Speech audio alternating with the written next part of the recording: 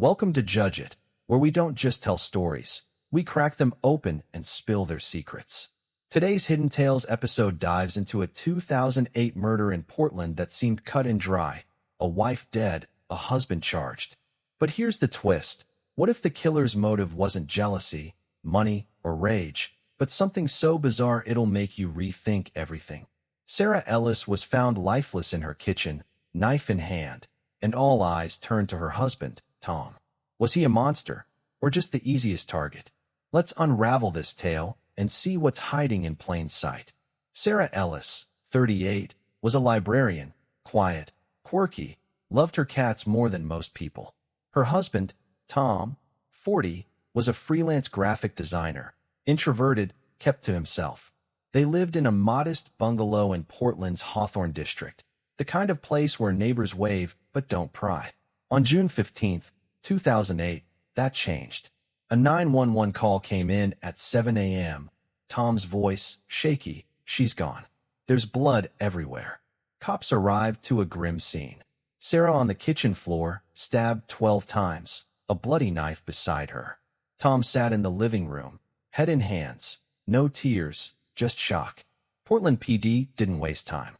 Tom was the only one home, no signs of a break-in. The knife? From their own kitchen. Motive seemed obvious. Cops pegged it as a domestic gone wrong. They grilled Tom for 10 hours straight. No lawyer, no breaks. He swore he didn't do it, said he'd found her like that after waking up. But his story had holes. No alibi beyond, "I was asleep." And a neighbor claimed she'd heard arguing the night before. By noon, Tom was charged with first-degree murder. Case closed? Not even close.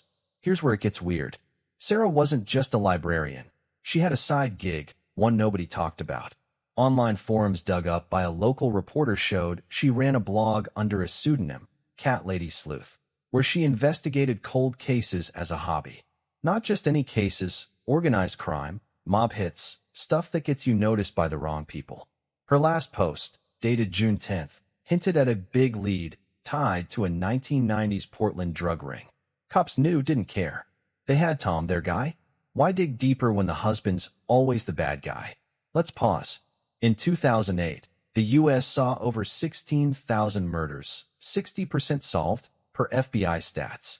Of those, domestic cases often got pinned on partners fast.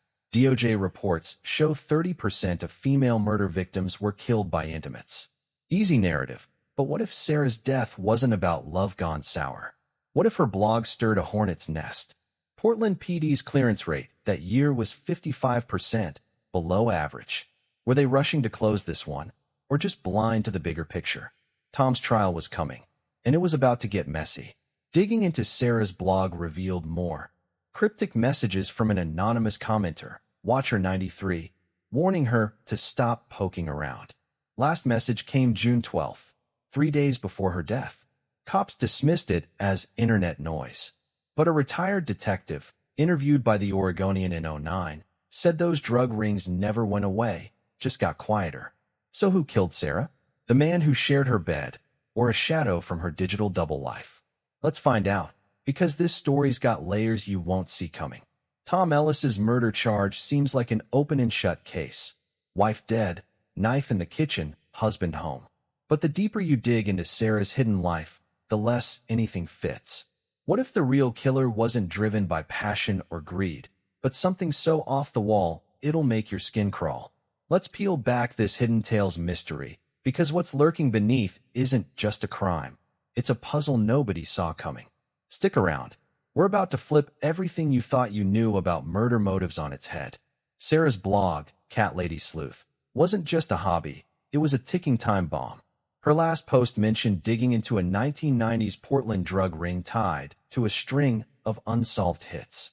She'd been emailing a retired FBI agent, Jim Carver, for weeks, asking about names, guys like Victor Red Malone, a small-time enforcer back then. Carver warned her, "These aren't people you mess with." Sarah didn't listen, kept poking, even posted scans of old police reports she'd gotten through public records. Bold move or reckless? Depends who was watching. Portland PD didn't care about Sarah's blog. They had Tom, their guy. But the trial, starting in January 2009, cracks open some weird gaps. Prosecutors say Tom snapped after a fight. Neighbors' testimony about arguing gets heavy play. Except the neighbor, a jittery guy named Carl, admits under cross he wasn't sure it was Tom's voice, just a man. Tom's defense lawyer, a public defender named Lisa Tran, tries to bring up Sarah's blog, but the judge shuts it down. Irrelevant. Why? Because it doesn't fit the domestic narrative? Or because it leads somewhere Portland PD doesn't want to go? Here's where it gets stranger. The knife, murder weapon, right? No prints. Not Tom's, not Sarah's, not anyone's. Clean as a whistle, like someone wiped it down. Odd for a heat of the moment killing. And the stab wounds, 12 of them, deep, precise, almost ritualistic. A 2009 FBI profiler's report on similar cases notes multiple stabs often point to personal rage or a message. So was this a husband's meltdown or a hit dressed up as one?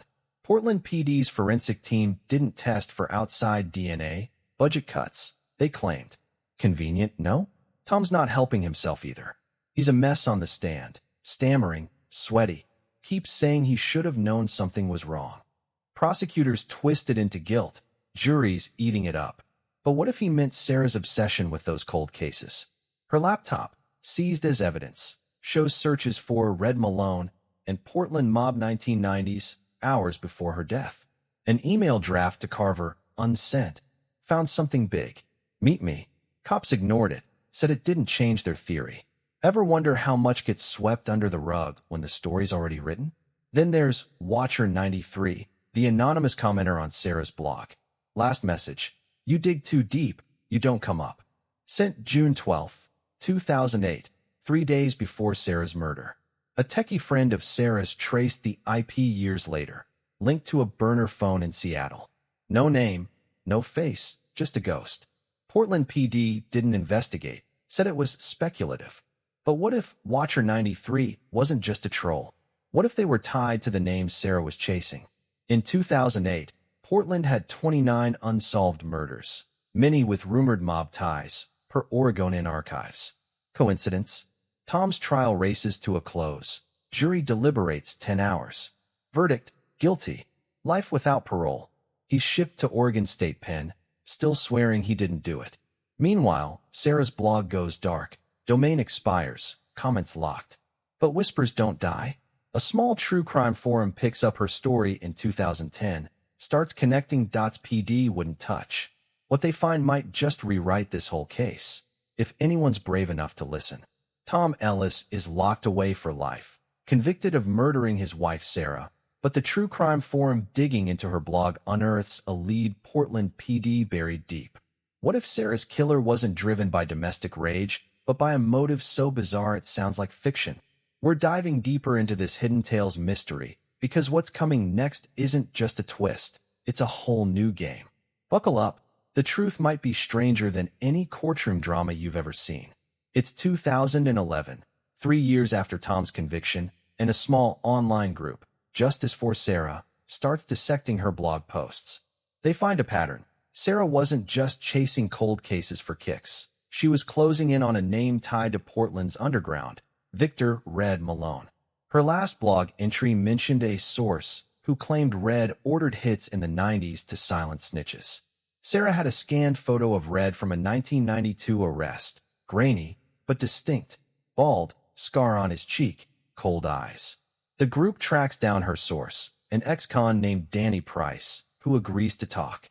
Danny's a jittery guy, 50s, lives in a rundown trailer outside Eugene. Says he met Sarah in '08 at a diner after she answered his Craigslist ad offering Portland crime tips. He'd been a low-level runner for Red's crew, saw things, heard things. Told Sarah that Red never forgave anyone digging into his past. Said he'd bragged about cleaning up loose ends, with a knife, not a gun. Too messy, too loud. Danny got spooked when Sarah mentioned meeting Red's old cellmate for more dirt, 2 days before her death. Ever wonder how close you can get to the truth before it bites back? Here's the bombshell. Danny says Red was still active in '08, running drugs through back channels, using burners to stay off the grid. He'd heard Sarah's name floating around among old-timers. Someone tipped Red off about her blog. Justice for Sarah cross-references Danny's story with Sarah's posts. Her Watcher93 commenter had used phrases Danny heard Red use, like dig too deep. Coincidence? Maybe. But then they find Red, still alive in 2011, holed up in a cheap Seattle apartment, just where that burner IP traced back. Portland PD wouldn't touch it, said it's speculative. So why'd they ignore a lead this hot? Meanwhile, Tom's rotting in Oregon State Pen, filing appeals that go nowhere. He writes letters to Justice for Sarah, says he knew about Sarah's blog but begged her to stop. She wouldn't. She thought she was helping people, he writes, but it got her killed. His appeals lawyer tries to introduce the blog evidence in a 2012 hearing. Judge tosses it out, calls it hearsay. In 2008, Oregon courts overturned only 2% of murder convictions, per state records. System's a brick wall. But what if Tom's right? What if Sarah's curiosity painted a target on her back? The forum digs deeper, finds a retired Portland detective, Frank Hale, who worked Red's crew in the 90s. Frank's reluctant but spills. Red had a ritual, 12 stab wounds for traitors, a message to anyone else thinking of talking. Sarah's autopsy matches, 12 wounds, deep, deliberate. Frank says PD knew about Red's MO but never linked it, too busy pinning Tom. In 2008, Portland had 29 unsolved murders. Frank thinks half tied to old mob grudges. So why'd they let Red slide? Budget? Optics? Or something shadier? Here's the kicker. Justice for Sarah tries confronting Red in Seattle, 2013. He's gone, skipped town, no trace. Danny Price clams up after, says he's done talking. Forum buzzes with theories. Red's still out there, or someone's protecting him. Tom's still behind bars, clinging to hope. So what killed Sarah? Her husband's hand, or her dangerous hobby? And who's really free here? The killer, or the truth? It's 2015, 7 years after Sarah Ellis's murder, and Justice for Sarah's digging finally cracks the case wide open. A cold case detective, tipped off by the forum, reopens the file on Victor Red Malone. A DNA match from an unrelated assault ties Red to a hair found on Sarah's sweater, evidence Portland PD missed in 2008. Red's arrested in Idaho, confesses Sarah's blog got too close. He killed her to silence her, staged it as a domestic. Motive? Not rage or money, but fear of exposure. Tom's exonerated in 2016, freed after 8 years. Red gets life. Justice, or just delayed truth. Tom walks out of prison a shell. Gray hair, haunted eyes. Can't get those years back. Sarah's still gone. Red's confession reveals more. He'd tracked Sarah for weeks, used Watcher93 to scare her off. Didn't work. She kept digging. Portland PD faces heat. Internal review admits oversights in the original case, but no one's fired. A 2017 DOJ report notes 20% of wrongful convictions stem from investigative bias. Tom's one of them. So what's the real cost? A life stolen? A killer free too long? Or a system that's still blind? Zoom out. Sarah's story isn't unique. The Innocence Project says 1% of U.S. convictions, about 20,000, are wrongful. How many Reds slip through while Tom's rot? Think about it. What's justice worth when it takes this long to arrive? And who's next when curiosity turns deadly? Sarah paid with her life. Tom paid with his freedom. What's your price? Your turn. Fam, was Red's motive crazier than you thought? Or just cold logic? Drop your takes below. We're reading everyone. Liked this twisty tale? Hit that like button. Didn't vibe? Smack dislike. We're cool.